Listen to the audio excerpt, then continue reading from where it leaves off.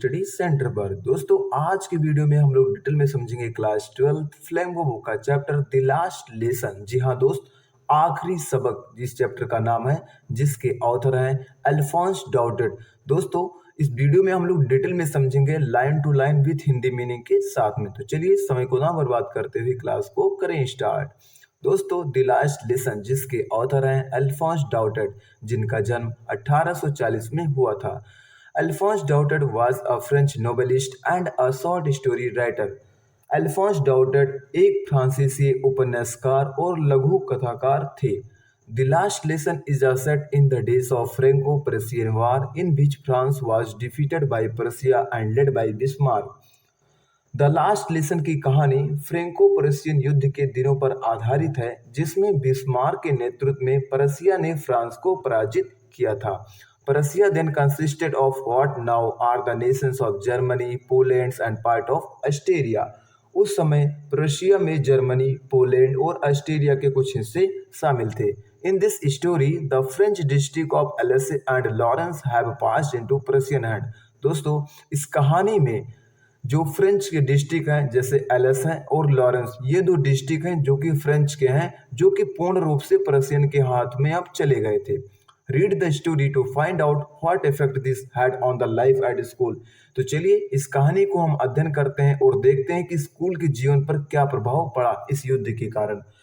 तो दोस्तों इस कहानी में छोटे फ्रेंच नाम का एक लड़का है जो कि अपने टीचर मिस्टर एच हेमेल से बहुत डर रहा होता है। तो चलिए उसके डरने का कारण हम लोग समझते हैं। दोस्तों हमारे जो लेखक हैं वो कहते हैं कि जो छोटा फ्रेंच है वो कह रहा होता है कि I started for school very late that morning and was a great dread of scolding specially because M Hamel had said that he would question honest participles and I did not know the first word about four of them. दोस्तों इस कहानी में जो हमारे लेखक हैं वो कहते हैं कि एक छोटा सा बच्चा जिसका नाम है फ्रेंच, वो अपने बारे में कह रहा होता है कि उस सुबह मैं स्कूल के लिए बहुत देर से निकला और डांट पड़ने का बहुत डर था, खासकर इसलिए क्योंकि मिस्टर हेमल ने कहा था कि वे हमसे पार्टिसिपल्स के बारे में सवाल पूछेंगी और मुझे उनके बारे में एक शब्द भी पता नहीं था। आई होप इतना आपको बेहतर तरीके से समझ में आया। For a moment I thought of running away and spending the day out of the doors. It was so warm, so bright, the birds were chirping at the edges of woods and in the open field back of the sawmills the Prussian soldiers were drilling. दोस्तों जो हमारे छोटे French हैं वो कहते हैं कि एक पल के लिए तो मैंने सोचा कि यहाँ से भाग जाऊं और दिन बाहर बिताऊं, क्योंकि उस समय जो मौसम था वो सुहाना था, थोड़ा गर्म था और थोड़ा उजाला था। जंगल के किनारे चिड़िया जो है वो चहचहा रही होती हैं और 12 मील के पीछे खुले मैदान में प्रशिया के सैनिक जो है वो अभ्यास कर रहे होते हैं। आई होप इतना आपको बेहतर तरीके से समझ में आया। It was all much more tempting than the rules of participles, but I had the strength to resist and the hurried off to school. यह सब पार्टिसिपल के नियमों के से कहीं ज़्यादा यानी अच्छा था, लेकिन मुझ में खुद को रोकने की ताकत थी और मैं स्कूल के लिए चल दिया। When I passed the town hall, there was a crowd in the front of bulletin board. For the last 2 years, all the bad news had come from here. The lost battles, the draft, and the order of commanding officers. And I thought to myself without stopping, what can be matter now? दोस्तों जो हमारे छोटे French हैं वो कहते हैं जब मैं टाउन हॉल से गुजरा तो बुलेटिन बोर्ड के सामने भीड़ लगी थी। पिछले 2 सालों से हमारी सारी बुरी खबरें वहीं से आ रही थी, जैसे हारे हुए युद्ध, भर्ती कमांडिंग ऑफिसर्स के आदेश, और मैं बिना रुके मन ही मन सोच रहा था अब क्या बात हो सकती है। आई होप इतना आपको बेहतर तरीके से समझ में आया। Then, as I hurried by as fast as I could go, the blacksmith watcher who was there with his apprentice reading the bulletin, इसको स्क्रॉल करते हैं दोस्तों थोड़ा, बुलेटिन कॉल्ड आफ्टर मी। फिर जब मैं जितनी जल्दी हो सके वहां से भागा तो लोहार वाचर जो अपने प्रभिक्षु के साथ में बुलेटिन पढ़ रहा होता है, called after me, do not go fast, Bob, you will get to your school in plenty of time. मेरे पीछे से आवाज आई, इतनी जल्दी मत जाओ छोटे फ्रेंच, तुम अपने स्कूल के टाइम पर स्कूल पहुंच जाओगे। I thought he was making fun of me and reach HML little gardens all out of breath. मुझे लगा कि वह मेरा मजाक उड़ा रहा है और मैं हाफते हुए एम हेमल के छोटे से बगीचे में पहुंच गया। Usually when the school began there was a great bustles which could be heard out in the street, the opening and closing of desks, lessons repeated in unison very loud with our hands over the ears to understand better and the teacher a great ruler rapping on the table. दोस्तों, जो हमारे छोटे French हैं वो कहते हैं आमतौर पर जब स्कूल शुरू होता है तो वहाँ बड़ी चहल पहल होती थी जिसकी आवाज़ सड़क तक सुनाई देती थी, जैसे डेस्क के खुलने और बंद होने की आवाज़, एक साथ दोहराए जा रहे पाठ और बहुत जोर से बेहतर समझने के लिए कानों पर हाथ रखे हुए और टीचर का बड़ा रोलर जो कि मेज से टकरा रहा होता है। लेकिन अब सब कुछ कितना शांत था। आई होप इतना आपको बेहतर तरीके से समझ में आया। But now it was all so still, लेकिन अब पहले की तरह नहीं रहा। अब सब कुछ बहुत शांत था। I had counted on the commotions to get my desk without being seen, but of course that the day everything had to be as quiet as Sunday morning. दोस्तों, जो हमारे छोटे फ्रेंच हैं वो कहते हैं कि लेकिन अब सब कुछ शांत था। मुझे उम्मीद थी कि मैं बिना देखे अपनी मेज तक पहुंचने के लिए इस शोरगुल पर भरोसा करूंगा, लेकिन जाहिर है उस दिन सब कुछ रविवार की सुबह जैसा शांत होना था।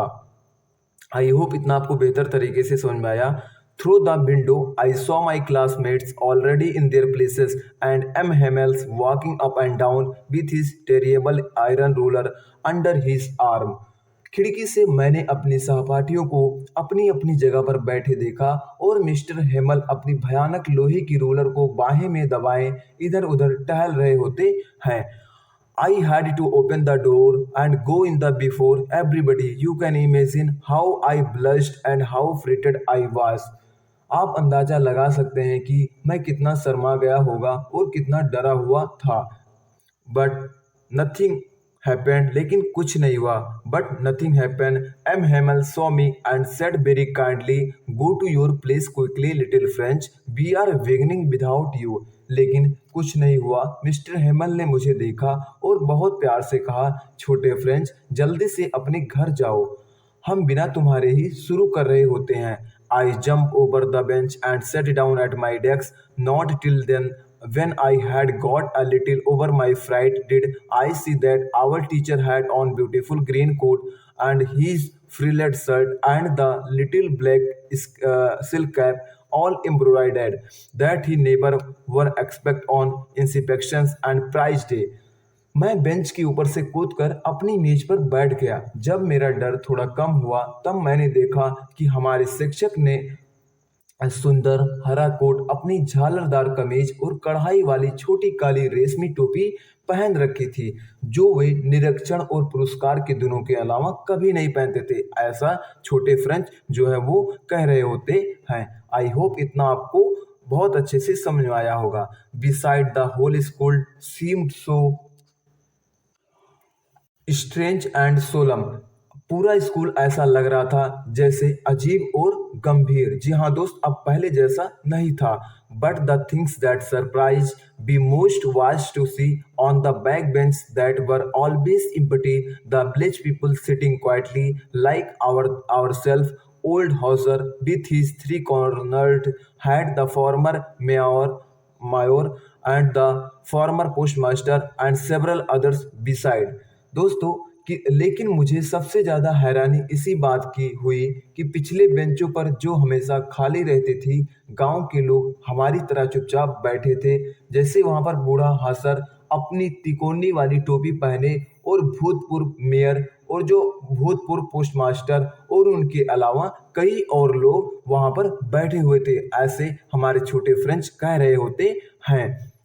Everybody looked sad, and Hauser had brought an old primer thumbed at the edges, and he held it open on his knees with his great spectacles lies across the pages. सब उदास दिख रहे थे। जी हाँ, हमारे छोटे फ्रेंच हैं वो कहते हैं कि सब उदास दिख रहे होते हैं और हासर एक पुराना प्राइमर लाया था जिसके किनारों पर अंगूठा लगा था और उसने उस घुटनों के बल बैठकर खोला हुआ था और उसका बड़ा चश्मा पन्नों पर पड़ा था। आई होप इतना आपको बेहतर तरीके से समझ में आया।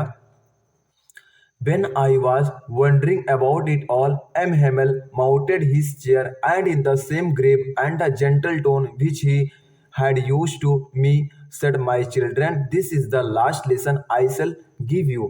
दोस्तों, जब मैं इस सब के बारे में सोच रहा था तो मिस्टर हेमल अपनी कुर्सी पर बैठे और उसे गंभीर और कोमल स्वर में कहा जो उन्होंने मुझसे कहा था, मेरे बच्चों, यह आखिरी पाठ है जो मैं तुम्हें पढ़ा दूंगा।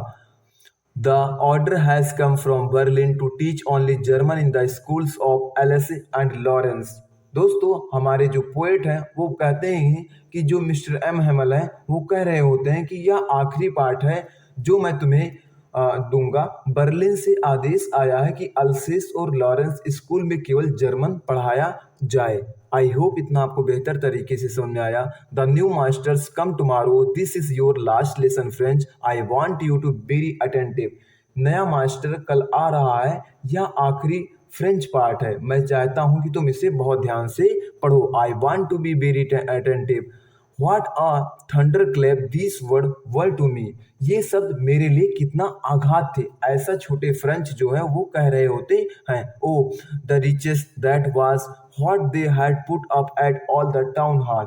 ओ यह दुष्ट लोग यही तो उन्होंने टाउन हॉल में रखा हुआ होता है। My last French lesson, why I hardly know how to write, how should never learn anymore. I must stop there then. Oh, how sorry I was for not learning my lessons, for seeking bird eggs or going sliding on the shore.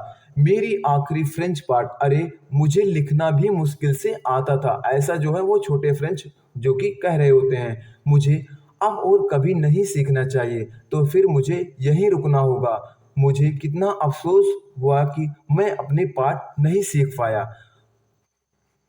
My book that had seemed such a nuisance and a while ago so heavy to carry, my grammar and my history of accents were old friends now that I could not give up. दोस्तों, जो छोटे French हैं वो कह रहे होते हैं कि कितना अफसोस हुआ कि मैंने अपने पाठ नहीं सीख पाया।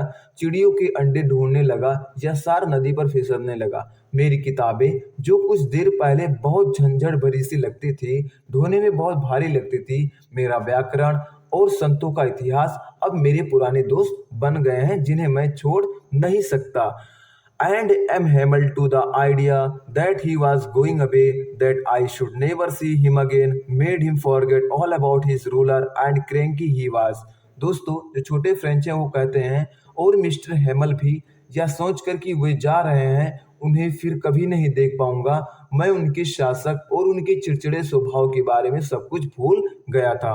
Poor man, it was in honor of this last lesson that he had put on his fine Sunday clothes, and now I understand why the old men of the village were sitting and there in the back of the room. बेचारा, इस आखिरी part के सम्मान में ही उसने अपने बढ़िया रविवार के कपड़े पहने थे। ऐसा जो है वो छोटे फ्रेंच जो कि अपने टीचर एम हेमल के बारे में कह रहे होते हैं कि बेचारा इस आखिरी पार्ट के सम्मान में उसने अपने बढ़िया रविवार के कपड़े पहने थे। और अब मुझे समझ में आया कि गांव के बूढ़े लोग कमरे के पीछे क्यों बैठे थे। ऐसा इसलिए था क्योंकि उन्हें भी इस बात का अफसोस था कि वे ज्यादा दिन स्कूल नहीं गए हैं।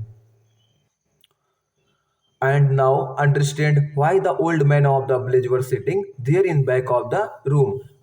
It was because they were sorry too that they had not gone to school more. It was their way of the thanking our master for his 40 years of faithful services and showing their respect for the country that was there are no more. कि इस बात का अफसोस था कि वे ज्यादा school नहीं गए थे या हमारे गुरु को उनकी 40 साल की वफादार सेवा के लिए धन्यवाद देने और उस देश के प्रति सम्मान दिखाने का तरीका था जो अब उनका नहीं रहा। While I was thinking of all this, I heard my name called, and it was my turn to recite, what would I not have given to be able to say that dreadful rule of participles all through very loud and clear and without one mistake. जब मैं ये सब सोच ही रहा था तभी मेरा नाम पुकारा गया।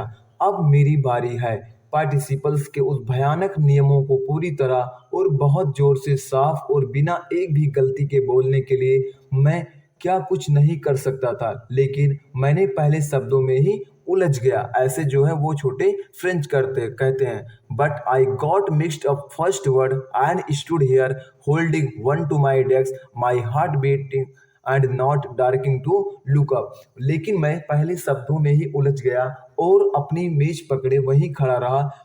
आई heard M Hamel says to me, जो कि छोटे फ्रेंच हैं वो कह रहे होते हैं कि अपने टीचर के बारे में उनके टीचर जो है वो कह रहे होते हैं I would not scold you little French, you must feel bad enough. मैं तुम्हें डांटूंगा नहीं छोटे फ्रेंच, तुम्हें बहुत बुरा लग रहा होगा। See how it is every day we have said to be our self wow I have a plenty of a time. दोस्तों जो मिस्टर एम हेमल हैं वो छोटे फ्रेंच से कह रहे होते हैं मैं तुम्हें डांटूंगा नहीं छोटे फ्रेंच, तुम्हें बहुत बुरा लग रहा होगा। देखो क्या हाल है, हर दिन हम खुद से कहते हैं कि वाह मेरे पास बहुत समय है, इसे मैं कल सीख लूंगा। I will learn it tomorrow and now you see where we have come out.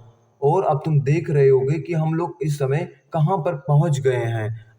That's a great trouble with Alsace put off learning till tomorrow. Alsace की यही तो बड़ी समस्या है कि वह कल तक सीखना टालती है। Now those fellows out there will have the right to say you how is it's you pretended to be French man and yet you can neither speak nor write your own language. दोस्तों जो हमारे teacher हैं वो कह रहे होते हैं कि वह कल तक सीखना टालती है, अब उन लोगों को तुमसे कहने का हक होगा। कैसा हाल है, तुम फ्रांसीसियो होने का दिखावा करते हो फिर भी अपनी भाषा ना तो बोल सकते हो और ना ही लिख सकते हो। ऐसे हमारे एम हेमल जो हैं वो छोटे फ्रेंच से कह रहे होते हैं। आई होप इतना आपको बेहतर तरीके से समझ में आया। But you are not the rest poor little French, we have all a great deal to reproach our self with. लेकिन तुम इतने बुरे नहीं हो छोटे फ्रेंच, हम सबके पास खुद को कोसने के लिए बहुत कुछ। Your parents were not anxious enough to have you learn, they prefer to put you to work on a farms or at a mills so as to have a little more money.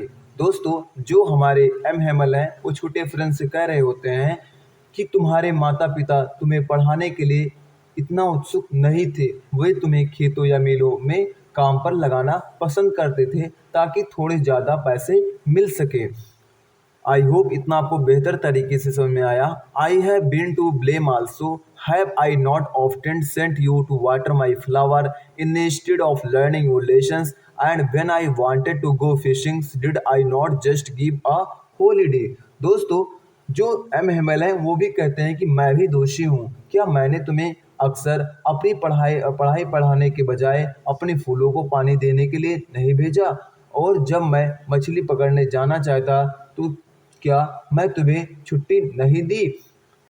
Then from one thing to another, M. Hamel went on to talk of the French languages, saying that it was the most beautiful languages in the world, the clearest and the most logical, that we must guard it among us and never forget it, because when a people are enslaved, as long as they hold fast to their languages, it is as if they had the key to their prison. दोस्तों जो छोटे French हैं वो अपने teacher H Hemal के बारे में बता रहे होते हैं कि फिर एक बात से दूसरी बात करते हुए एम हेमल ने फ्रेंच भाषा के बारे में बात करना जारी रखा और कहा कि यह दुनिया की सबसे खूबसूरत भाषा है, सबसे स्पष्ट, सबसे तार्किक, हमें इसे अपने बीच सुरक्षित रखना चाहिए और इसे कभी नहीं भूलना चाहिए, क्योंकि जब कोई व्यक्ति गुलाम होता है तो जब तक वह अपनी भाषा से जुड़ा रहता है मानो उसके पास अपने जेल की चाबी हो। आई होप इतना आपको बेहतर तरीके से समझ में आया होगा। दोस्तों then he open the grammar and read Then he opened the grammar and read us our lesson. I was amazed to see how well I understood it. फिर उन्होंने व्याकरण की एक किताब खोली और हमें हमारा पाठ पढ़ाया। मैं यह देखकर दंग रह गया कि मैंने इसे इतनी अच्छी तरह समझा। All he said seemed so easy, and I think too that I had never listened so carefully, and that he had never explained everything with so much patience. वह कितना आसान लग रहा था, कितना आसान मुझे लगता था कि मैंने पहले कभी इतने ध्यान से नहीं सुना था और उन्होंने पहले कभी इतनी आसानी से नहीं सब कुछ समझाया था। ऐसा जो कि छोटे फ्रेंच वो कह रहे होते हैं अपने टीचर HML के बारे में।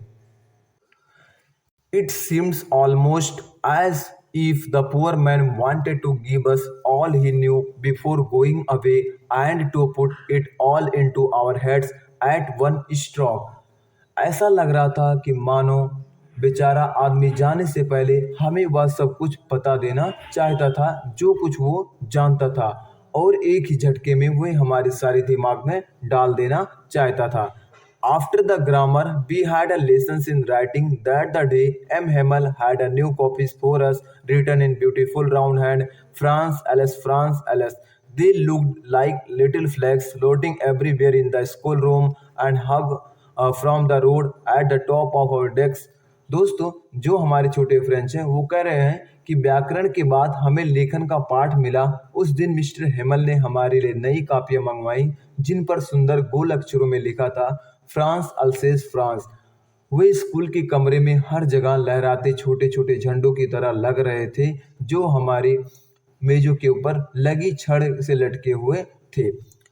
You ought to have seen how everyone set to work and how quiet it was. The only sound was the scratching of the pens over the paper. तुम्हें देखना चाहिए था कि सब कैसे काम में लगे थे और कितना सन्नाटा था। बस कागज और कलम की खरोच की आवाज आ रही होती है। Once some beetles flew in, but nobody paid any attention to them, not even the littlest ones, and who worked right on the tracing their fish hooks as if that was French too. दोस्तों, जो हमारे छोटे French हैं वो कहते हैं कि कितना सन्नाटा था, बस कागज पर कलमों की खरोच की आवाज आ रही थी। एक बार कुछ भृंग उड़कर आए लेकिन किसी ने उन पर ध्यान नहीं दिया, यहाँ तक कि सबसे छोटे भृंगों ने भी नहीं जो मछली की कांटों को ठीक से ढूंढने में लगे थे, मानो वह भी फ्रांसीसी हो। Once on the roof, the pigeons cooked very low, and I thought to myself, will they make them sing in German even then the pigeons? मानो वह भी फ्रांसीसी हों। छत पर कबूतर बहुत धीमी आवाज में गूंज रहे होते थे और मैंने मन ही मन सोचा क्या वे कबूतरों को भी जर्मन में गाने पर मजबूर करेंगे। Whenever I looked up from my writing, I saw M. Hamel sitting motionless in their chair and gazing first at one thing, then at another, as if he wanted to fix his mind just how everything looked in that little school room. दोस्तों, छोटे French वो कह रहे होते हैं जब भी मैं लिखने से ऊपर देखता तो मिस्टर हेमल अपनी कुर्सी पर निश्चल बैठे पहले एक चीज को फिर दूसरी को देखते रहते थे, मानो अपने मन में यह तय करना चाहते हों कि उस छोटे से स्कूल के कमरे में सब कुछ कैसा दिखता है। Fancy for 40 years he had been there in the same places with his garden outside the window and his classes in front of him just like that. दोस्तों, वह 40 साल से उसी जगह पर थे, खिड़की के बाहर उनका बगीचा और सामने उनकी कक्षा बिल्कुल वैसे थी, बस मेजें और बेंचें घिसकर चिकनी हो गई थी, बगीचों में अखरोट के पेड़ ऊंचे हो गए थे। ऐसा जो है वो हमारे छोटे फ्रेंच कह रहे होते हैं कि only the desk and benches had been worn smooth and the walnut trees in the garden were trailer and the hope vine that he had planted himself twined about the windows to the roof. वह जो हमारे छोटे French हैं वो कह रहे होते हैं कि बिल्कुल वैसे थी, बस मेजें और बेंचें जो हैं वो घिसकर चिकनी हो गई थी। बगीचे में अखरोट के पेड़ ऊंचे हो गए थे और उन्होंने जो हॉपबेल लगाई थी वह खिड़कियों से छत तक लिपटी हुई थी। आई होप इतना आपको बेहतर तरीके से समझ में आया। How it must have broken his heart to leave it all, poor man, to hear his sister moving about in the room above and packing their trunks, for they must and leave the country next day। और उन्होंने जो खुद होपबेल लगाई थी वह खिड़कियों से छत तक लिपटी हुई थी। बेचारे यह सब कुछ